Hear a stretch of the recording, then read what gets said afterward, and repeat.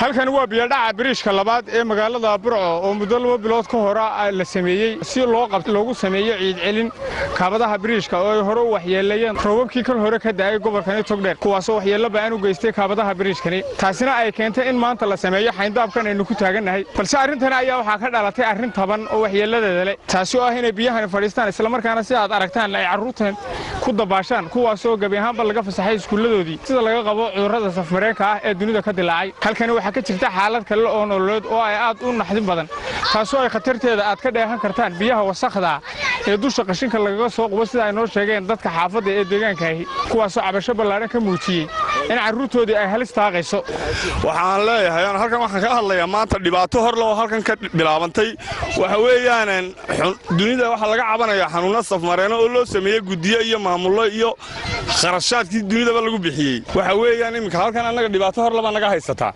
waxa weeyaan carruurteedii saa la soo fasaxay waxa la yidhi xanuunna laga baqaya xanuunadiina anaga waa naloo xareeyay oo naloo duubayba waxa weeyaan markaa waxa weeyaan dhibaatada halkan naga haysataa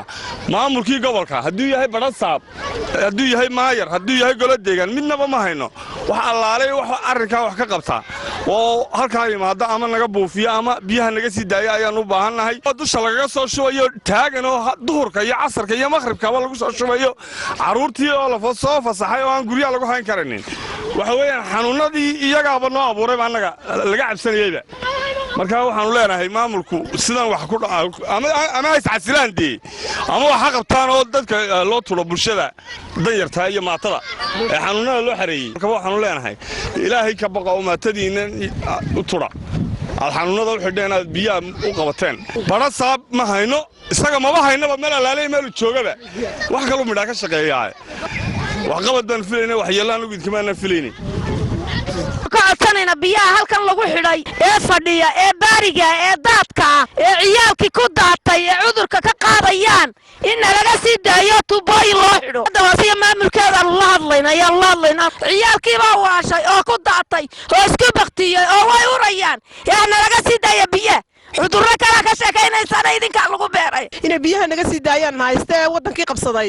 anagu ciyaalku way naga qurmeen dadka degan baanu nahay kudaafadaan walba kudaafad baan dhex jeegay hadda kudaafadii biyo qurmaan noogu dartaa waa subxaanallah kanaaca naga dhalato way madoobaadeen deena in la ka sii daayaan ku codsanayna dawladda iyo shacabka intaasan ku codsanayna iyo maayirka iyo barasaabka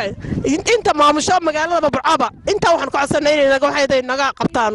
biyaha naga sii daayaan waxaan ku codsanayna in biyaha carruuraha ka qabtaan carruuri baa ku ilaahay maalintii ku jiray waa la fasaxay wadanka uu barakaysan yahay kanaaca ka dhalanaysa cudurro kala ka dhalanaya waa biyo fadhiya qashinkii dusha lagaga shubaya dawladda hoosena soo gaadho iska ganaya wasakhdan biyahan idinka muuqda waxa ay keeni karaan oo ay sababi karaan cudurro kale oo safmareena oo khatartooda leh iyadoo laga cabsi qabo cudurka halista badan ee dunida haleekeeyay ee corona kaasi oo ay lambarko u tahay kahortagiisa fayadhowr diyada loo sameeyay kahortaga cudurka halista badan ee coronaha iyo kuwa fayadhowrka ee golaha deegaanka iyo heer gobol kama war hayaan xaaladda halkan ka jirta waa Cabdi Axmed Yuusuf telefishinka caalamiga Universal biyadhaca biriishka labaad ee magaalada Burco.